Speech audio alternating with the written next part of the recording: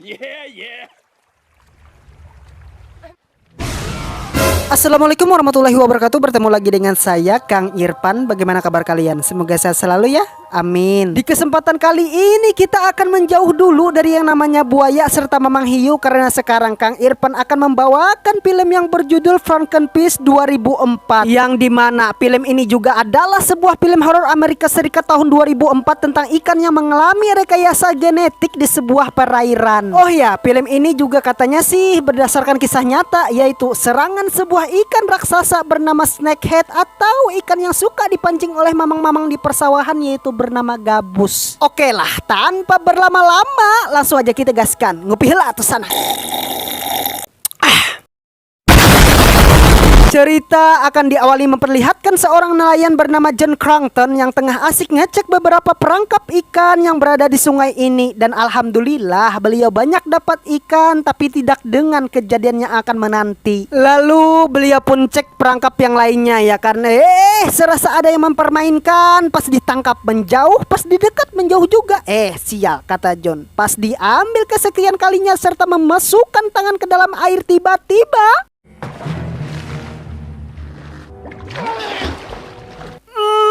buntung dong tuh tangan, dan tiba-tiba lagi beliau diseret ke dalam air yang pasti koit saat itu juga. Kemudian scene pun beralih ke salah satu tempat mayit-mayit korban para wisatawan yang tak jauh dari perairan ini, yang katanya sih ada pembunuhan. Tapi setelah sang ahli medis ini periksa, ternyata serangan serta luka cabit sangatlah aneh. Hingga karena tidak cukup waktu memeriksa para korban ini dan lebih enak di ruangan outlay bekerja, akhirnya si Sam lebih memilih kembali ke kantor saja karena di sana juga ada korban yang sama. Setelah sampai di outlay, ternyata tubuh itu ialah John, si nelayan yang praduga mereka mengatakan diserang oleh buaya. Tapi karena masih tidak yakin 100%, akhirnya di pagi hari si John ditemani Mary Callahan, sang ahli biologi, akan pergi ke tempat kejadian tersebut.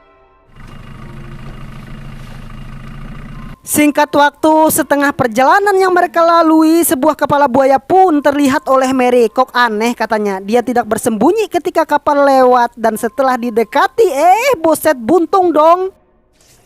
Come on.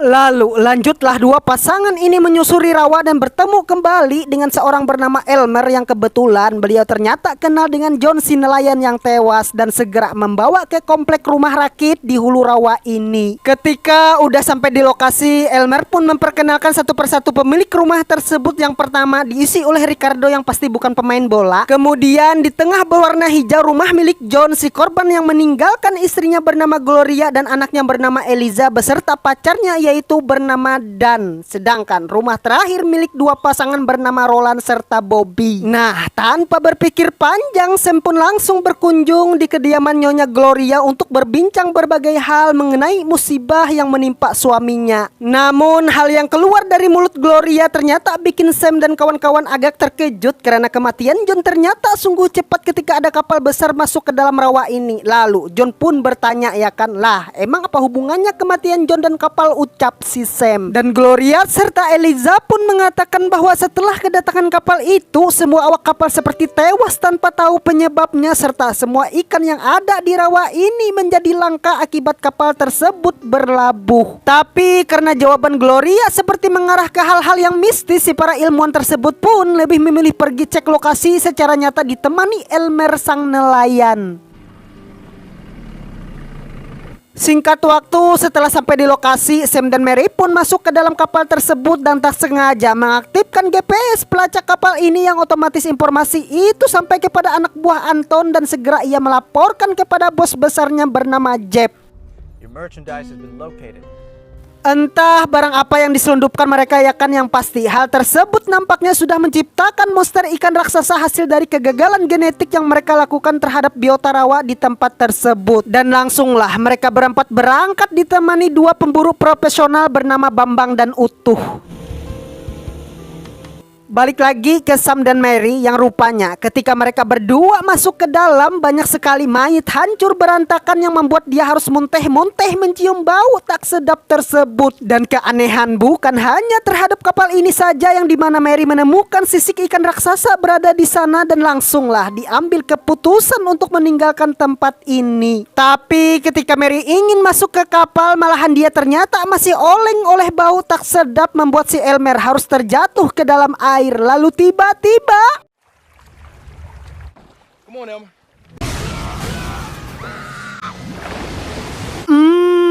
ya ternyata beliau diserang oleh ikan ini sehingga Sam serta Mary lebih memilih menjauh dari tempat tersebut.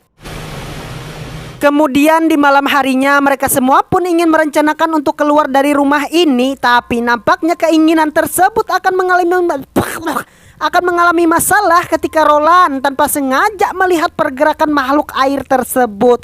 Otomatis karena beliau penasaran ya kan, ia pun mencoba melihatnya dan benar saja ternyata ikan gabus inilah yang sekarang mengincar mereka semua. Namun Roland yang sebenarnya tidak tahu tentang berita viral sekarang, dia pun mencoba mendekatkan kepalanya ke dalam air. Lalu tiba-tiba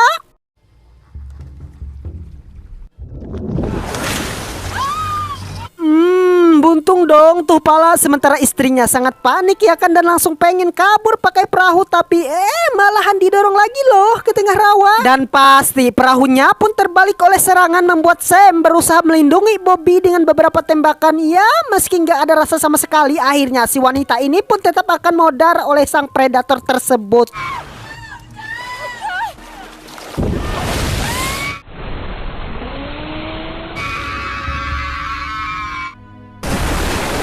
Setelah kemodaran Bobby, Sam pun meminta kepada mereka untuk pergi dari rawa ini menggunakan kapalnya. Tapi ya nampaknya ikan tersebut menyerang apa saja yang bergerak dan Sam pun mencoba kedua kalinya. Hilang sudah harapan mereka semua untuk pergi dari rawa ini. Sampai akhirnya Sam memiliki ide untuk pergi ke rumah Roland yang katanya rumah tersebut memiliki mesin untuk bergerak. Ayam sialan. Dan langsunglah Eliza menawarkan diri untuk pergi sebab dia selagi kecil sering melakukan itu. Iya sih kecil kuat talinya, tapi karena ukuran tubuhnya yang sudah berbeda, di pertengahan jalan pun tali tersebut harus putus membuat dia hampir saja jadi santapan, tapi beruntung masih selamat.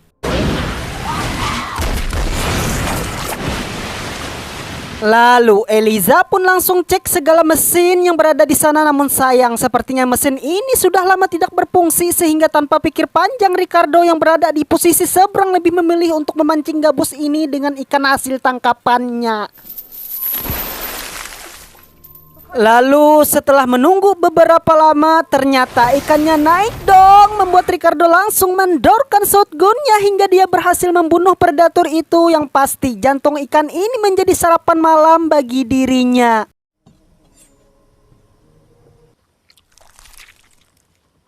Namun setelah beliau merayakan keberhasilan tersebut, sebuah serangan pun lagi-lagi bermunculan yang dapat kita ambil kesimpulan bahwa predator rawa ini bukan hanya satu dan pasti ikan gabus tersebut nampaknya ingin balas dendam ketika hal pertama yang dimakannya adalah jantung dari si Ricardo ini. Sedangkan di tempat Eliza, dia pun mencuci bekas darah di pakaiannya yang otomatis cucian tersebut mengalir di bawah rawa membuat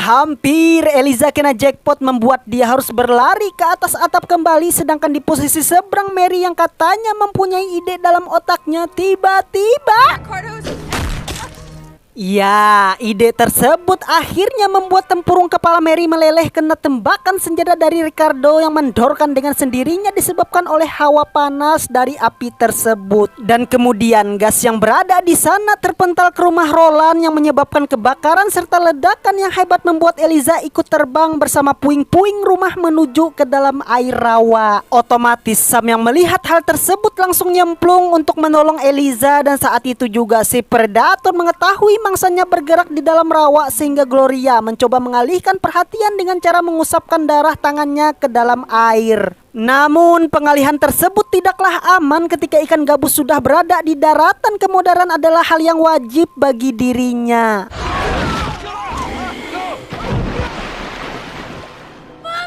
Setelah Gloria udah koit, rumah yang berada di sana pun menjadi serangan selanjutnya dan pasti para gerombolan ikan ini akan menenggelamkan mereka semua. Tapi untung saja ketika Sam dan kawan-kawan udah pasrah, kelompok Jeb dan para anak buahnya pun datang menghampiri mereka dan tiba-tiba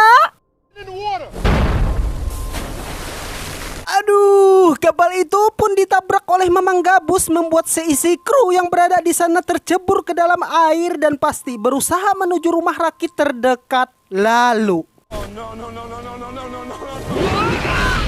ya, salah satu dari mereka harus modar ke sambar predator ini dan serangan itu pun ternyata belum berakhir ketika Anton banyak ngebacot untuk secepatnya mengambil kapal. Tiba-tiba lagi-lagi monster tersebut memakan korban. Ya, meski sempat ditolong dan menembakkan beberapa peluru, ikan ini cuma merasa geli ya kan, hingga akhirnya Jeb yang berada di dalam air lebih memilih mengambil kapal dan mengajak mereka semua untuk meninggalkan rawa ini.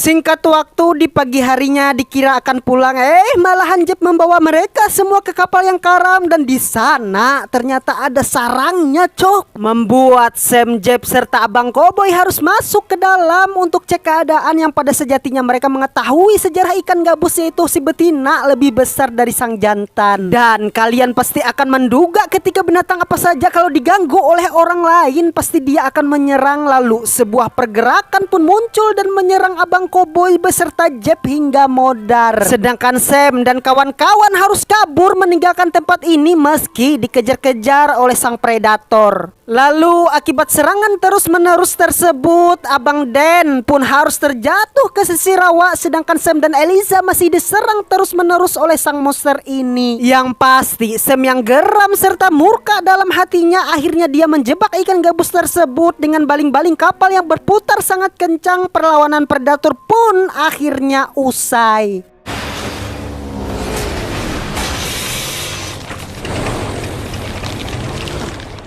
Lalu bagaimana keadaan Abang Den? Ya, ternyata beliau juga diserang oleh anak-anakan dari ikan gabus ini dan film pun tamat.